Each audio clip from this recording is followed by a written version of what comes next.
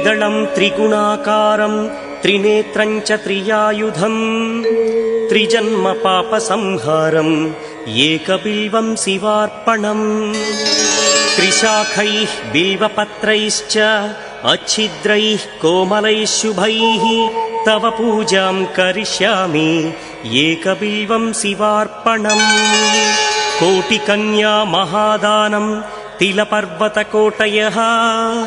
काञ्चनं शैलदानेन एकबिल्वं शिवार्पणम् काशीक्षेत्रनिवासं च कालभैरवदर्शनम् प्रयागे माधवं दृष्ट्वा एकबिल्वं शिवार्पणम् इन्दुवारे व्रतं स्थित्वा निराहारो महेश्वरा नक्तं हौष्यामि देवेश एकबिल्वं शिवार्पणम् रामलिङ्गप्रतिष्ठा च वैवाहिककृतं तथा तटाकादि च सन्तानम् एकबिल्वं शिवार्पणम्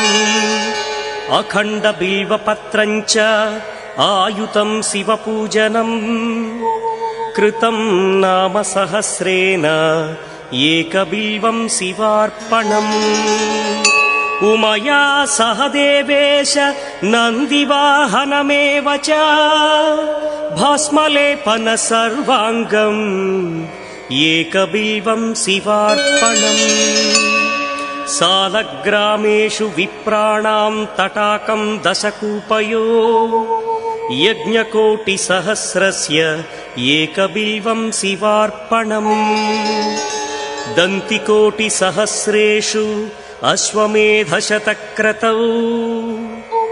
कोटिकन्या महादानम् एकबिल्वं शिवार्पणम्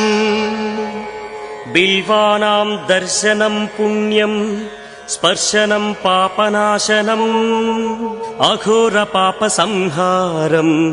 एकबिल्वं शिवार्पणम् सहस्रवेदपाठेषु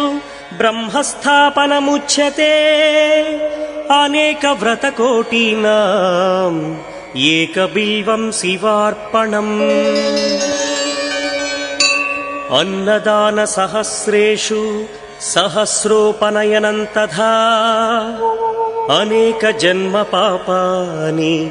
एकबिल्वं शिवार्पणम् बिल्वाष्टकमिदं पुण्यं यः पठेच्छिवसन्निधौ शिवलोकमवाप्नोति एकबिल्वं शिवार्पणम्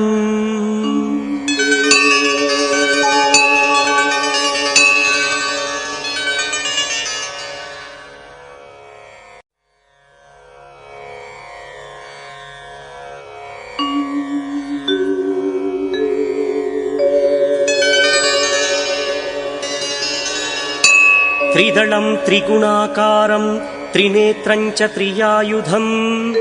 त्रिजन्म पापसंहारम् एकबिल्वं शिवार्पणम्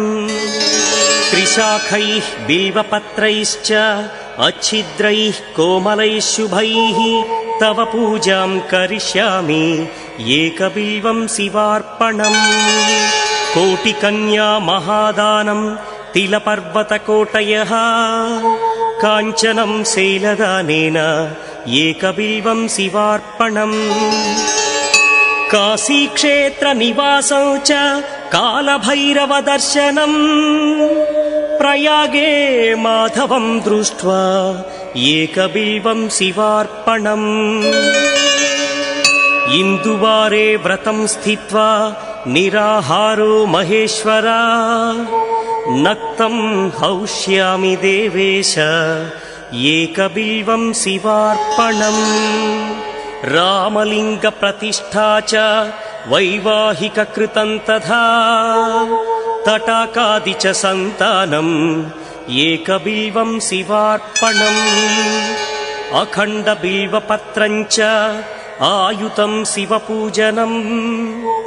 कृतं नाम सहस्रेण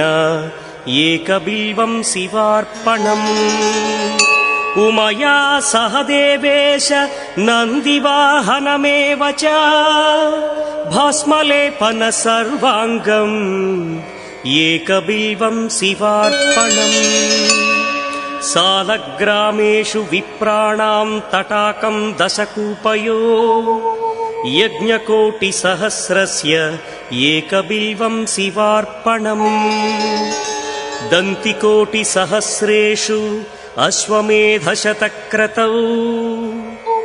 कोटिकन्या महादानम् एकबिल्वं शिवार्पणम् बिल्वानां दर्शनं पुण्यं स्पर्शनं पापनाशनम् अघोरपापसंहारम् एकबिल्वं शिवार्पणम्